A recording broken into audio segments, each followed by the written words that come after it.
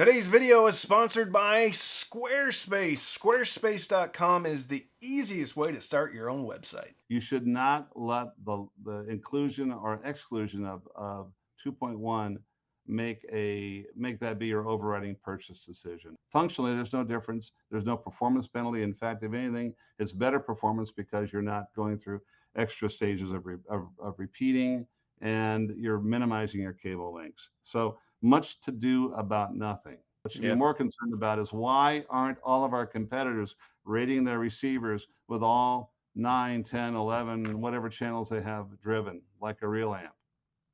Why aren't they Like a showing real you the man. number? Like a real man? Welcome. We are here with Dan Loftman. He is a captain of industry, Dan, right? Owner, operator, chief engineering technician for Emotiva, the worldwide corporation of Emotiva. How are you, Dan? I'm doing good. How about you, Randy? No, I can't complain Living the about dream anything. today. I am living the dream. I get paid to talk to you, so Yeah, that's and pretty I get outstanding. paid to horse around as I like to say, Yeah. I don't have a real So job, which is great. I think you have I mean, look, you have a real office. Look at that. Yeah, I do. I've You got got a my real print.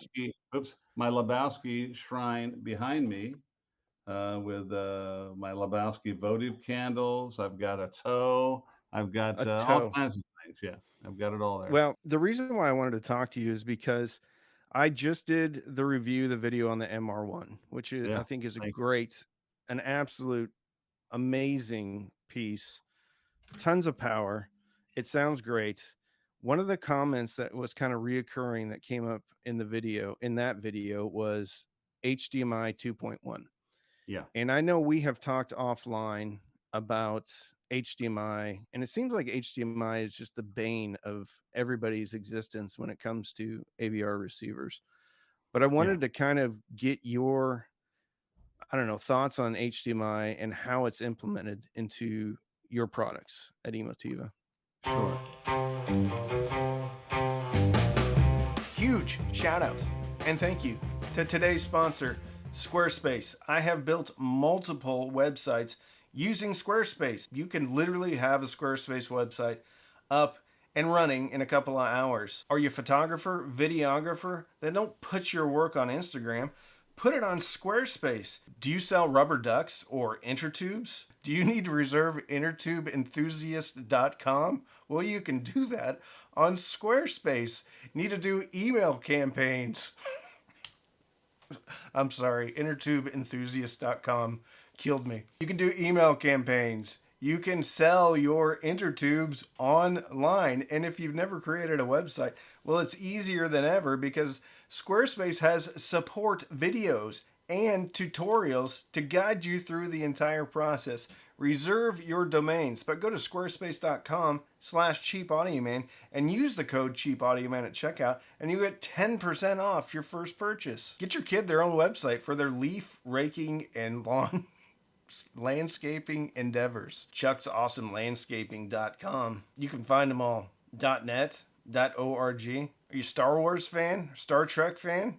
Create your own fan website. You can do it today on squarespace.com. So run on over to squarespace.com/cheapaudioman and enter the code cheapaudioman to get 10% off your first purchase. Thank you, Squarespace. HDMI in general is a constantly evolving standard. If you're a partner or if you're a licensee from the HDMI organization, every week I get a new addendum to the standard. It's the most, and I say this with love and not in a critical manner, but it's constantly evolving. That's never finished. You know what I mean?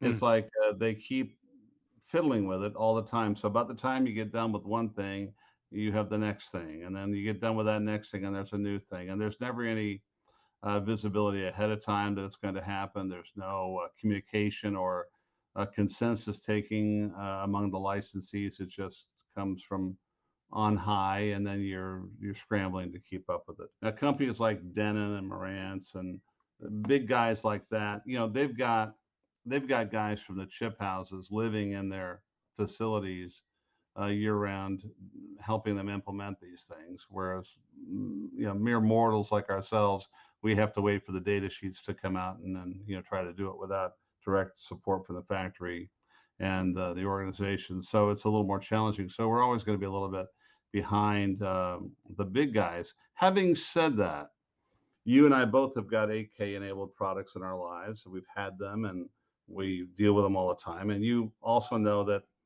many of the products that should just work don't just work, okay, because Right. they have a lot of teething pains, and there's a lot of um, not a lot of things sometimes aren't fully baked in terms of implementation and the hardware and the code. So it's a little bit of a learning experience for everybody involved, and you get sometimes unpredictable results. And I say these things not as an excuse or as a way of passing responsibility or ownership of my issues. I just say that we don't want to be the first guy doing anything because it tends to be the most precarious and most wasteful in terms of resources and time. So we like for things to get baked and fully settled, like the silicon to get matured and have a couple of options available before we move on to the new feature. So on the current, so how does that affect the MR1? Well, on the MR1 has 2.0B, I believe, and it has eArc.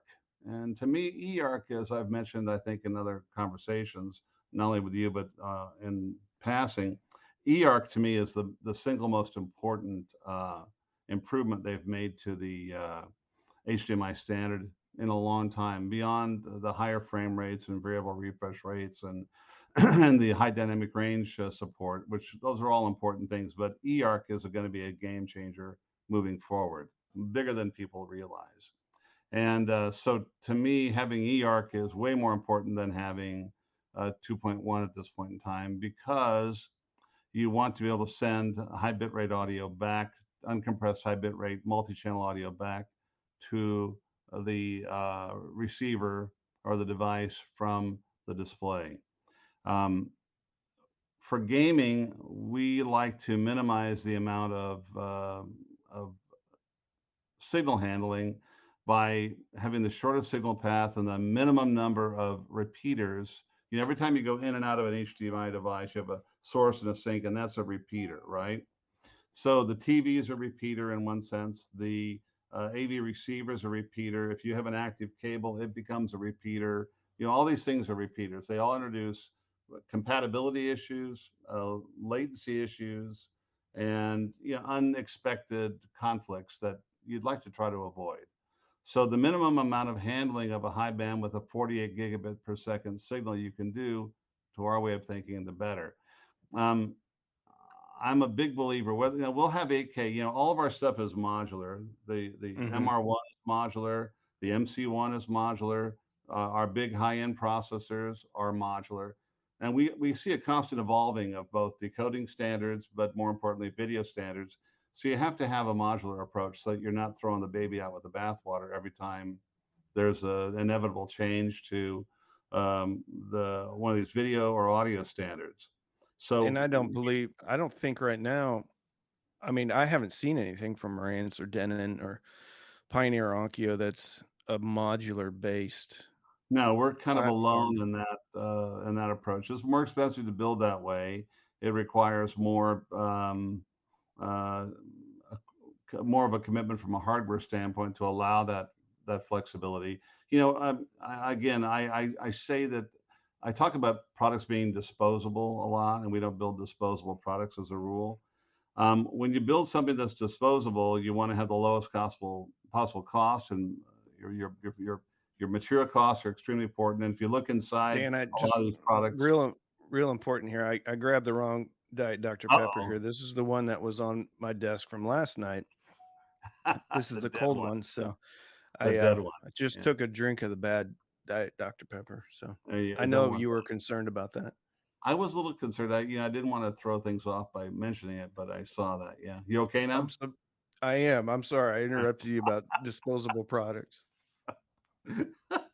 I lost my train of thought completely. So we're talking about The disposable products.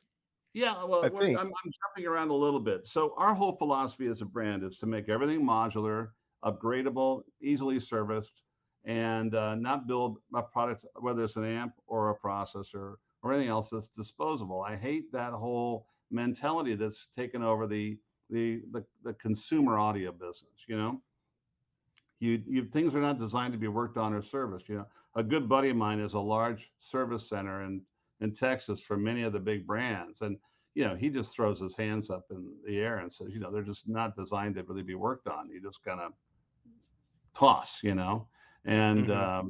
it's a shame because there's a lot of good hardware in these things, and with a different approach to it, you might be able to make them a lot more upgradable in the future. But anyway, as a brand, Emotiva believes in upgradability and believes in building products that you buy as an investment, not as a disposable. We don't call them Kleenex products, for lack of a better So word. So, if a customer's asking, okay, I'm in the market for a new receiver, right. and this thing has 2.1, Emotiva's MR1 only has 2.0. What's your response to that? For the real world application of you watching and streaming movies or playing a Blu-ray player through it or playing a game through it, it's a non-issue. You just basically plug. My recommendation, whether it had 8K or 2.1 support or not, would be plug the game into the display directly, because that's the lowest, most direct, the lowest latency, most stable connection to the monitor, minimum path length, minimum repetition, right? And then Mhm. bring the eArc back to the display or to the audio device, in this case, the receiver, and move on with your life. I mean, that's reality. I've told you in private, but I'm going to tell you right now, we're going to be building receivers in the very near future that don't even have HDMI switching. It's Mm. not a necessity. You know, Projection TVs are going to become a much smaller part of the market as displays get larger and more capable and more affordable. I mean, think about it. I've got a 100-inch direct view in my basement, and they're getting bigger than that already, right? Yeah. And so at a certain point, you're not going to even need projectors. So the need to have centralized AV switching like the old days where you had, oh, I've got a projector, so I've got to have all the switching done this box. That's going to be a tiny use case in the market. Okay. Yeah. The Well, vast what's majority of interesting people, I'm sorry. I was just gonna say what's interesting is so I ended up trading in a Marantz NR1711 to y'all Yeah, when you I'm looking had at it the over here in my office. I can't bring get out to your look. dad. And there's nothing against that receiver as far as sound. I thought it sounded brilliant. The problem is it was sketchy HDMI, and it Yeah. wasn't. And the original run of that would not pass 8K, and that didn't really matter to me. I don't have any 8K programming, but it wasn't just the 8K.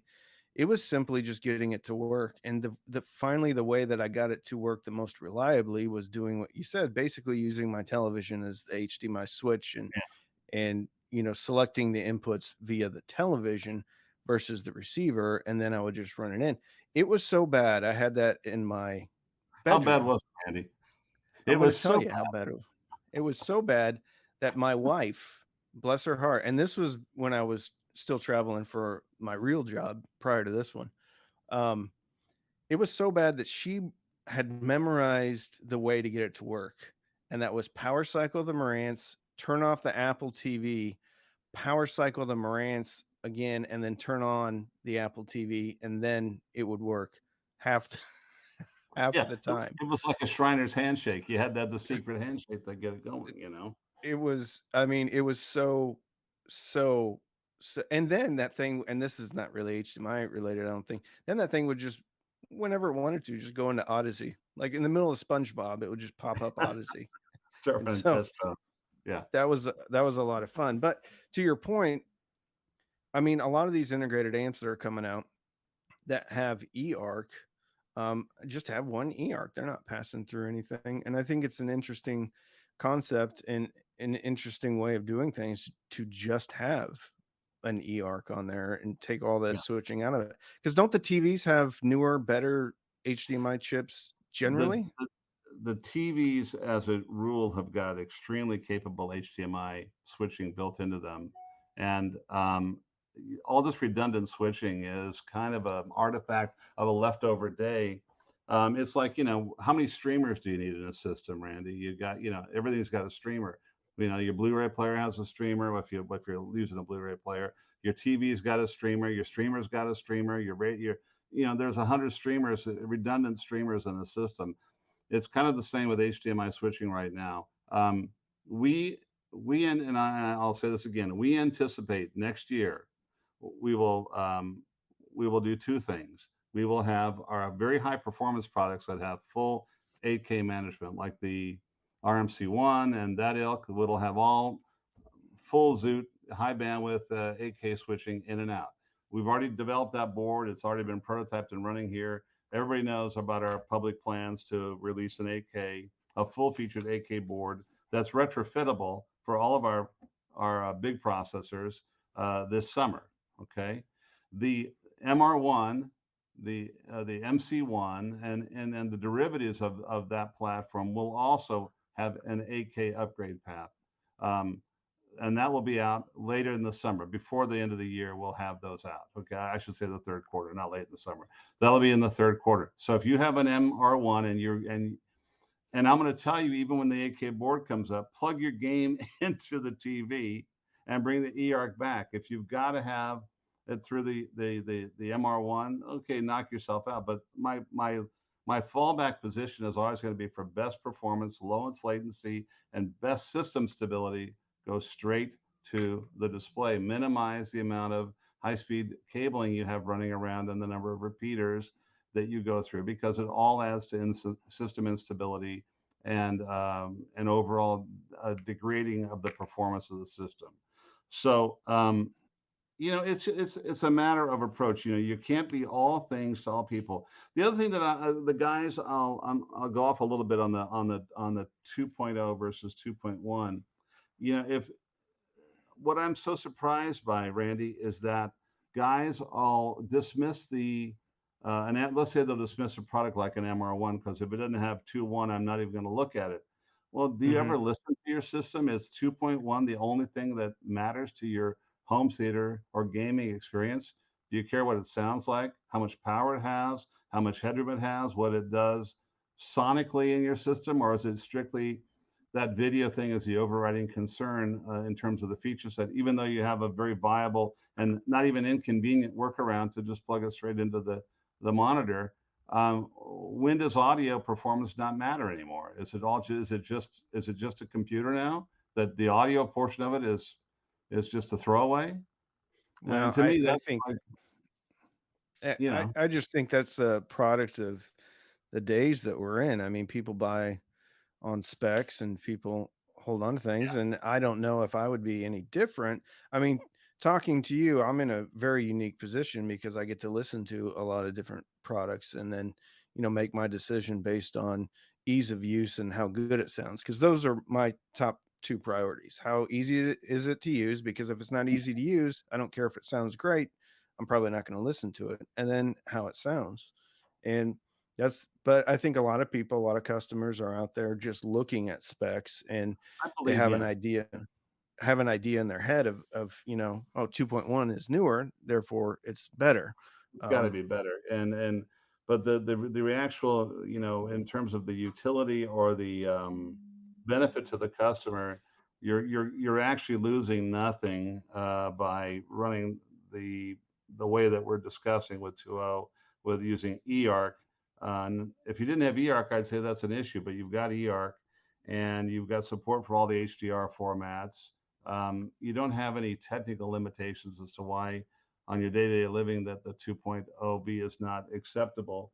Um, the other thing I was going to mention is I had a guy on our forum. I won't mention his name, but you can look him up. I'm not making this up. So I spent a lot of time on our lounge this weekend, and there was a guy that had a very well-known brand that begins with an M, and it was one of their brand new AVRs. And he bought this thing and loved it, and he was not even going to consider the MR1, but I think your review kind of made him say, well, I'm going to grab one and I'll have a shootout between the MR1 and this well-respected brand of their top of the line receiver for 3,500 bucks, right?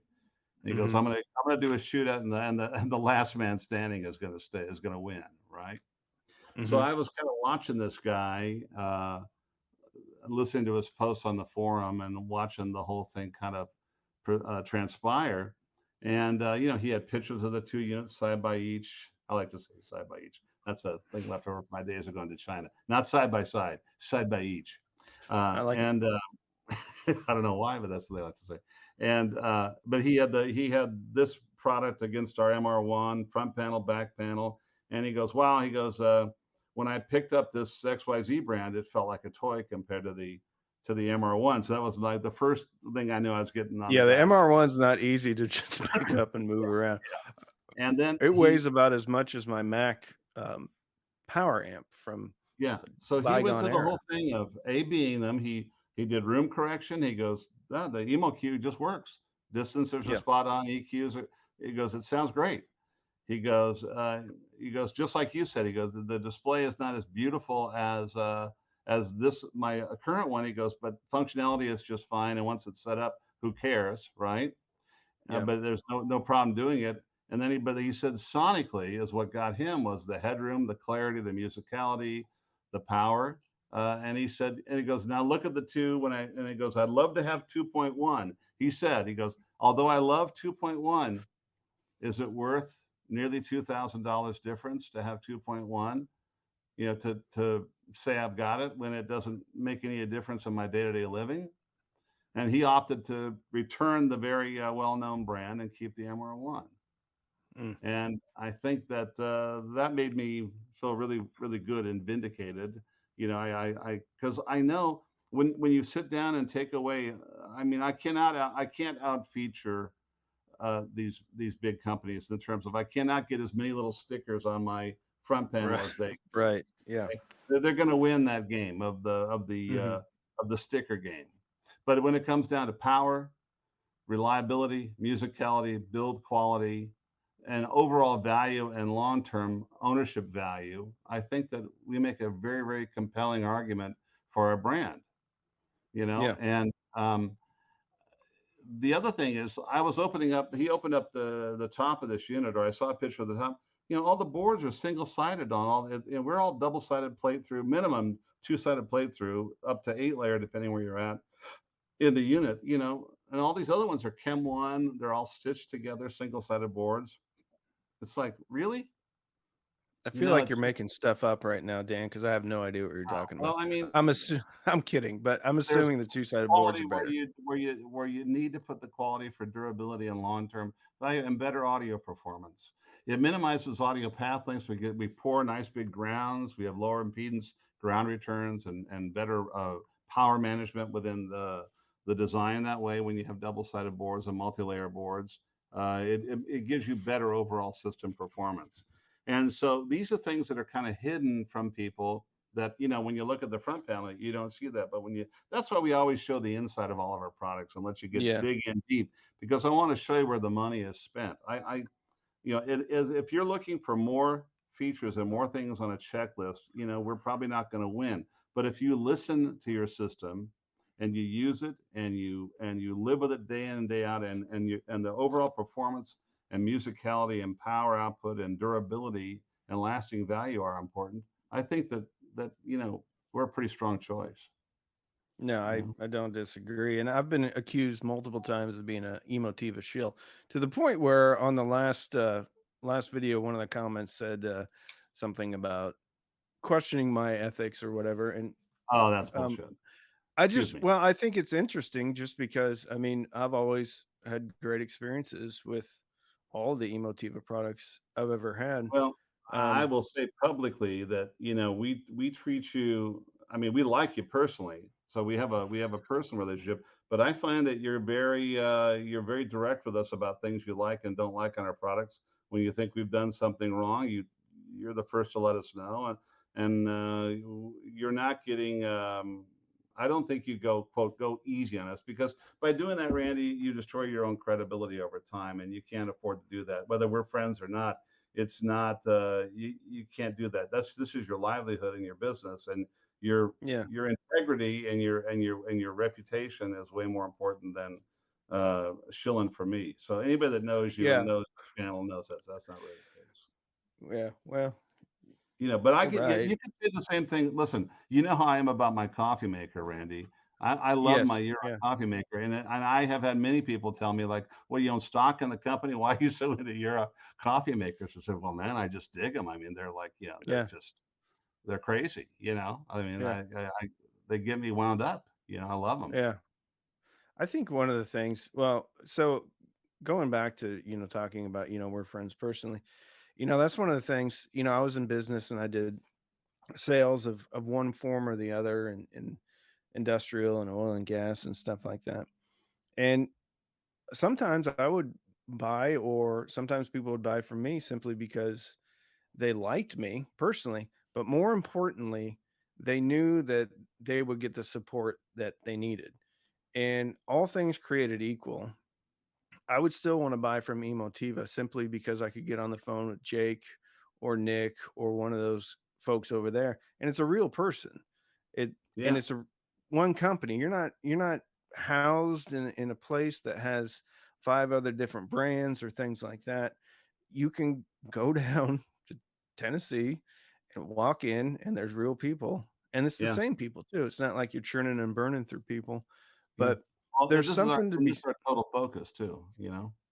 Right, yeah, you're not selling coffee machines either, although you probably have a couple of prototypes in there that are gonna If I did take any on the Randy, I'd big build a boys. coffee machine, but I can't out Yeah. Euro, so I've got to let them have their part of the world, and I'll just keep building audio gear. So, I did get a question from one of my patrons who's into Sure. vintage audio, and I know that you have some vintage stuff in your office. Tell us what you have in there. Well, I've got a weak spot for the old Macintosh tube stuff. I've got an MA2275 integrated that it's one of those rare ones. It was really primarily developed for the Japanese market. There's not very many of them around. It's 2 by 75 watts. It's all vacuum tube. Even the phono section is vacuum tube on it. And I bought it oddly enough from Nick's grandfather's estate, young Nick that does our all of our web design. Nick, and Mhm, his father was quite the audiophile and the raconteur in his day, and he had this Mac, and his grandmother wanted Nick to help find a good home for it, and it showed up here, and Nick was just gonna clean it up and sell it. And I saw it and I said, well, I need that. And he goes, you need this. I go, yeah, I do. So I ended up buying it from him for not an insubstantial amount of money because mhm. he made me feel guilty by trying to lowball his grandma. So, but I love this thing, I like quality gear. I've got I I'm getting ready to go buy some, believe it or not, I hate to say it, I'm gonna go buy some more tube stuff, mainly out of nostalgia, the quest for nostalgia. I like the sound of tube Mhm. gear.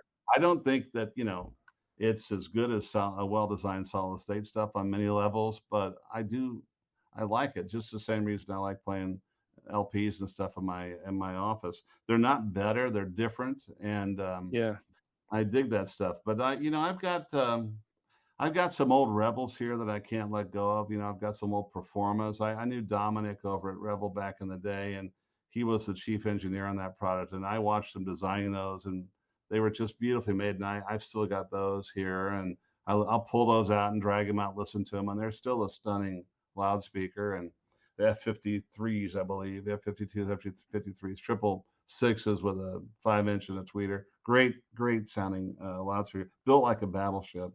And we've got a bunch of tube gear next door. Brent's a big antique tube guy, Oh, yeah, yeah. and I've got a Raven tube amp over here. That's not that old, but it's a really beautiful design, built in Texas. And I love that thing. It's got a bunch of old NOS tubes in it, and it's a sweet Japanese transformers with Japanese silicon steel. I mean, they're just beautiful, sweet sounding unit. I like gear. I've always been a gearhead since I was a kid. I've Sure. got crap laying everywhere. You know. Does any of this vintage audio, the design philosophy kinda spill over into what you guys are designing today? Well, in the world of amp design, I mean, we've built a lot of Class D and high performance stuff, but ironically, good amp design, classic, complementary symmetry, power amp design has really changed very little. The parts have gotten a lot better. the linearity, the speed, the durability, the noise of the parts. They get technically better over time. But basic amp design, I can pull out the old RCA design book back from the day, and it's kind of the same circuit topologies are relevant today as they were 30, 40 years ago. I mean, they're just, things get better, the parts get better, the silicon gets better, but the basic design philosophies hold true. I was reading Bascom King's design treatise on amplifiers back in Audio Magazine back in the 70s. And I mean, the stuff I learned reading those things and learning and kind of mentoring with Bascom a little bit later in my professional career. I mean, none of that stuff has changed. Those rules all still apply. Hmm. Good solid design fundamentals just don't go in and out of fashion. They're kind of like they're benchmarks that stay there throughout the decades, and the techniques get better, the materials get better, the parts get better, but the design philosophy maintains is still relevant. Yeah. Where I think we've made big improvements on our amplifiers is not so much the amplifier stage itself, but the power supply design, the switching Right. regulators for the mains to get rid of the transformers on our higher cost stuff, as well as stepped rails for improved efficiency. But built around that, it's still a traditional Class AB amplifier, with Yeah. that linearity and that inherent sound quality. And what you're doing is you're optimizing the performance of these designs to make them more competitive and more practical in the real world today, getting a lot higher power density and better efficiency out of what are still arguably very, very good sounding designs. Yeah. Well, great. Well, I appreciate your time. I know you're a busy guy, Wow. and I'm nursing my foot today, so I I put off heard taking a pain pill so we could have our conversation today. I heard you lost a foot to gout, right? It's Yeah. just Do you sorry to see me hear that. crying? Look at her. I'm at the No, office I don't. working the I grind. don't. Yeah. No. I'm still kicking Well, butt, but I had to use the other foot right now. that's right. Be careful. Keep the broken one safe. So let me All let right. me Well, summarize by telling people. Let me just finish up my thought on the MR1. The MR1 is a yeah, phenomenal product, as is the MC1. You should not let the inclusion or exclusion of 2.1 make that be your overriding purchase decision. It's irrelevant in your day-to-day living in terms of, if you're a gamer, you've got eArc, you bring the eArc back in a lossless multi-channel basis back from the display to the processor or amplifier, and you run your game straight into the TV, and you've got everything you need, and it's no functionally, there's no difference. There's no performance penalty. In fact, if anything, it's better performance because you're not going through extra stages of repeating, and you're minimizing your cable links. So much to do about nothing. What should be yeah. more concerned about is, why aren't all of our competitors rating their receivers with all 9, 10, 11, whatever channels they have driven, like a real amp? Why aren't they Like a showing real you the man. numbers? Like a real man? Like a real man. That's right. Well, That to again, me I is appreciate. more Go ahead. important. Yeah. Those Well, things Dan, are way more important than that. yeah. Well, Dan, I so much appreciate your time. And you had done such a better job of explaining it than I could ever do on a video. So that's really why I wanted to. And it's not My just because I pleasure. want to. It's not just because I want you guys to sell more receivers. I legitimately want the customer base to be more informed, or Yeah, at the very least understand why you guys made the choices that you made with the MR1 and really across your whole product line. So well, I I think it's appreciate good it. for everybody to know. Yeah, and the great thing about the MR1 and all of our products, give it a try. If you don't like it, send it back. You got no Yeah. pressure. We're very confident that once you get a hold of it, just like this other guy did on our forum, he's going to go, "Oh, I get it." And it really isn't a big thing when I am honest with myself, and I think you'll find that out too. The average user will, just like you have. So Yeah. thanks for your support, and I appreciate your time, man. Yeah, you bet. All right, Dan. We'll see you. Peace. Bye bye, guys.